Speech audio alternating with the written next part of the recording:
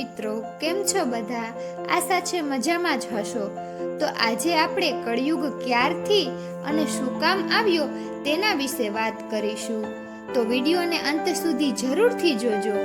મિત્રો, આ સંસારમાં તમે 4 યુગોની વાતો ઘણીવાર સાંભળી હશે: સતયુગ, દ્વાપરયુગ, ત્રેતાયુગ અને કળિયુગ. પરંતુ આજે આપણે ત્રેતાયુગ અને કળિયુગના સંધિકાળની વાત આ કથામાં કરવી છે. ત્રેતાયુગના અંત પછી કળિયુગ કેવી રીતે આવ્યો અને કળિયુગે માનવજાત પર કેવા પ્રભાવ પાડવાનું શરૂ કર્યું, તો આજે આ કથા અંત સુધી સાંભળશો તો જ તમને આખી કથા સમજાશે. તો ચાલો શરૂ કરીએ આજની કથા. ભગવાન શ્રી કૃષ્ણએ મહાભારત સમયે ત્રેતાયુગમાં ભૂલોકવાસીઓને શ્રાપ આપ્યો હતો કે આ યુગમાં જ સર્વનાશ થશે, અને આ શ્રાપ માતાના ગર્ભમાં રહેલ પરીક્ષિત રાજાને પણ લાગી ગયો હતો. સતયુગ પછી દ્વાપર યુગ આવ્યો અને તેના પછી ત્રેતાયુગ અને ત્યારબાદ કળિયુગનો સમય હતો. એટલે કળિયુગનું આવવાનું નક્કી જ હતું. પરંતુ જ્યાં સુધી આવા ધર્મપ્રિય અને પ્રજાવત્સલ રાજા પરીક્ષિત જેવા રાજા આ પૃથ્વી પર હોય ત્યાં સુધી કળિયુગની તો શું તાકાત કે તે આ પૃથ્વી પર આવી શકે. પરંતુ કળિયુગે એવું તે શું કર્યું કે તે આજે પૃથ્વી લોકમાં સર્વવ્યાપી થઈ ગયો અને ભગવાન શ્રી કૃષ્ણનો શ્રાપ પણ સફળ થઈ ગયો. જ્યારે મહાભારતનું યુદ્ધ સમાપ્ત થયું અને પાંડવોએ મોક્ષ ગતિ માટે હિમાલય તરફ પ્રયાણ કર્યું, ત્યારે ભગવાન શ્રી કૃષ્ણ પણ પોતાની તમામ લીલા સમાપ્ત કરી અને વૈકુંઠ ધામમાં ચાલ્યા જાય છે. જેમ ધર્મ છે તેમ અધર્મ પણ છે. જેવા ભગવાન શ્રી કૃષ્ણના ચરણ પૃથ્વી પરથી ઉઠે છે એટલે તરત જ કાળરૂપી અસુર શક્તિ પોતાના દૂત કળિયુગને પૃથ્વી પર પોતાનું રાજ સ્થાપિત કરવા મોકલી દે છે. ત્યારે પરીક્ષિત રાજા કળિયુગને કહે છે કે હું આ પૃથ્વી પર હાજર છું, ત્યાં સુધી જો તું મારા રાજ્ય પર પગ પણ મૂકીશ તો આ પાંડવ પુત્રોમાં એટલી શક્તિ છે કે તને તો શું પણ તારા આખા કાળ સામ્રાજ્યનો નાશ કરી નાખીશ. ત્યારે કળિયુગ કહે છે કે હે રાજન, હું કાળની આજ્ઞાથી અહીં આવ્યો છું. કાળ સર્વ જગ્યા પર છે. તમે ક્યાં સુધી તેનાથી બધાને બચાવશો? પ્રકૃતિનો નિયમ અટલ છે. કાળની ગતિ કોઈ નહીં રોકી શકે. જો પરીક્ષિતનું રહેવું કાળની ગતિમાં રૂકાવટ થશે તો પરીક્ષિતનું જીવિત રહેવું પણ અશક્ય છે. આ સાંભળીને પરીક્ષિત રાજા ખૂબ ગુસ્સે થયા અને ધનુષવાર બાણ ચડાવીને કહે છે, એ તો વિધાતા જ નક્કી કરશે કે કોણ મરશે. અરે મૂર્ખ કળિયુગ, જેની રક્ષા સાક્ષાત ભગવાન શ્રી કૃષ્ણએ તેની માતાના ગર્ભમાં જ કરી હોય તે વ્યક્તિને મોતનો શું ડર હોય? આ સાંભળી કળિયુગ ડરી ગયો. તેને થયું કે અત્યારે વધુ બોલવામાં ભલાઈ નથી અને તે ચૂપચાપ તેમના શરણે આવી ગયો અને પરીક્ષિત રાજાને મનાવી 5 જગ્યા પર રહેવાના વરદાન માંગી લીધા, જેમાં અસત્ય, કામ, ક્રોધ, મદ અને સુવર્ણ આ 5 સ્થાન પર રહેવાનું વચન આપ્યું. અને જ્યાં સુધી રાજા પરીક્ષિત આ ધરતી પર હશે ત્યાં સુધી હું આ મર્યાદિત જગ્યા પર જ રહીશ.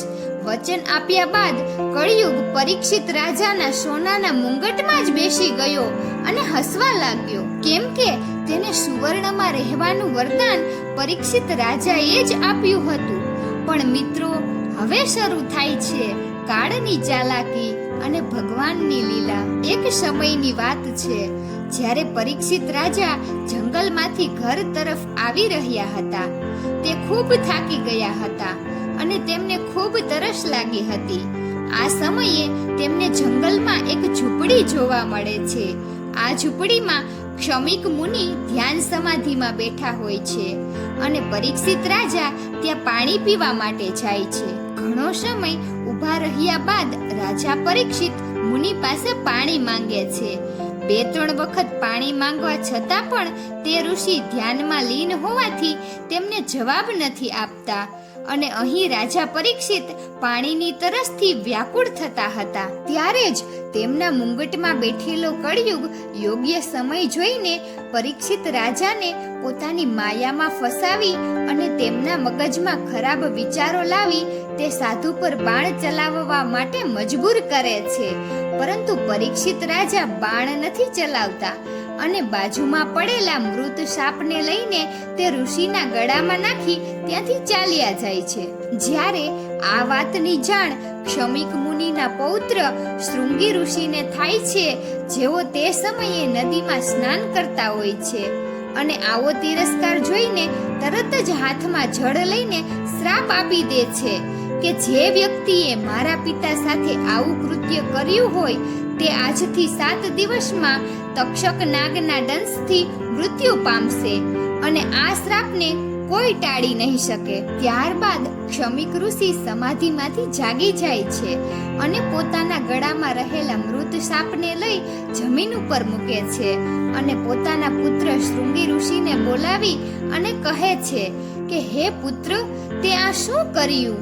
રાજા પરીક્ષિતની આટલી નાની ભૂલ માટે આટલો મોટો દંડ આપી દીધો. તને ભાન છે કે આપણને મળેલી તમામ શક્તિનો ઉપયોગ આપણે આપણા પોતાના સ્વાર્થ માટે ન કરી શકીએ.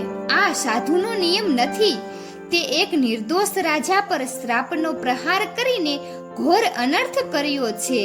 આ કળિયુગને પૃથ્વી પર સર્વવ્યાપી બનાવવામાં તું પણ સહભાગી બનીશ અને આ પૃથ્વીના તમામ જીવોએ આ શ્રાપનું ફળ ભોગવવું પડશે. કળિયુગના પ્રભાવના કારણે પોતાના પુત્ર શૃંગી ઋષિથી થયેલી આવી ભૂલ જોઈને ક્ષમિક ઋષિએ વિચાર્યું કે હજી તો કળિયુગની શરૂઆત છે, ત્યાં મારો પુત્ર આટલો બધો સ્વાર્થી બની અને આવી ભૂલ કરી બેઠો તો કળિયુગના સમયમાં આવી ભૂલો સ્વાભાવિક થઈ જશે અને બધા બ્રાહ્મણો પોતપોતાના સ્વાર્થ માટે આ શક્તિનો દુરુપયોગ કરશે.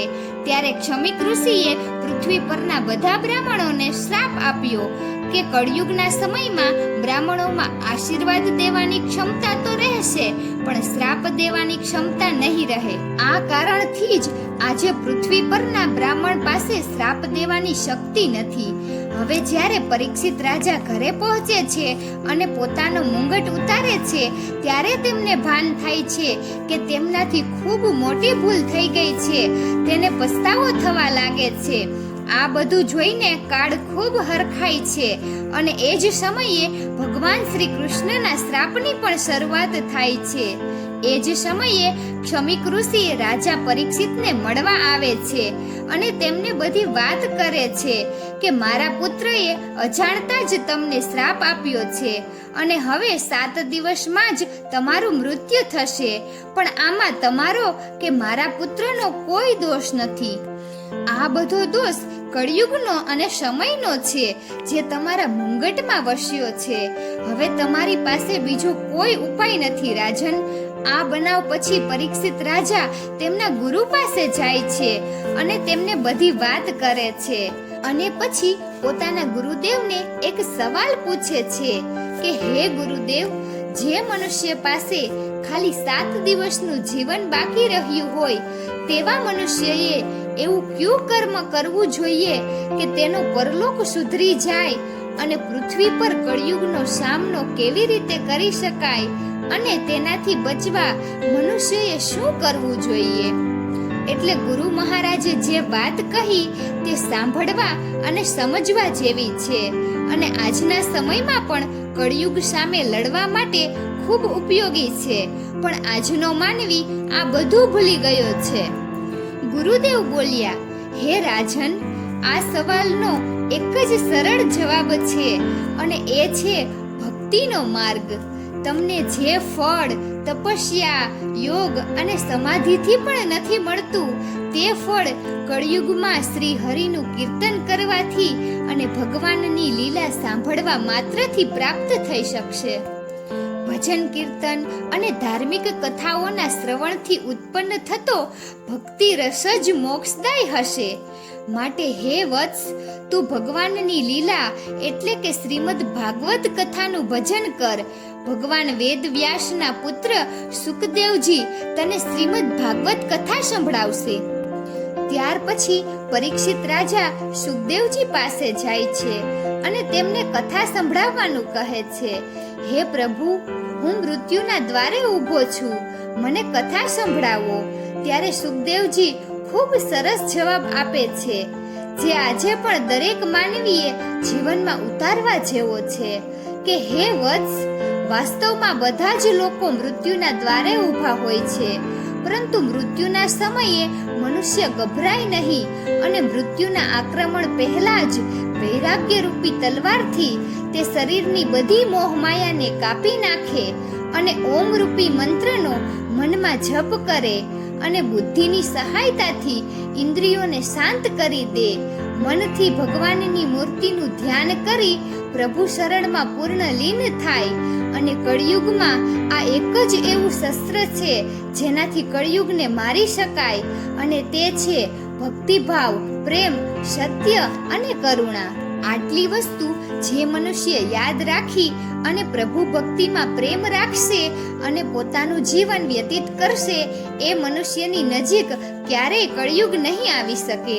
એટલે આ કળિયુગના સમયમાં ભગવાનની ભક્તિ અને આપણા ઘરની અંદર ભક્તિમય વાતાવરણ રાખવું ખૂબ જરૂરી છે.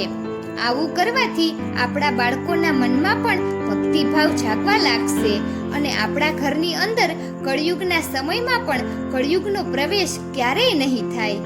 મિત્રો, જો તમને મારો આ વિડીયો પસંદ આવ્યો હોય તો વધુમાં વધુ લોકોને શેર કરજો અને મારી ચેનલને લાઈક અને સબસ્ક્રાઇબ કરવાનું ભૂલતા નહીં. વિડીયો અંત સુધી જોવા બદલ ખૂબ ખૂબ આભાર.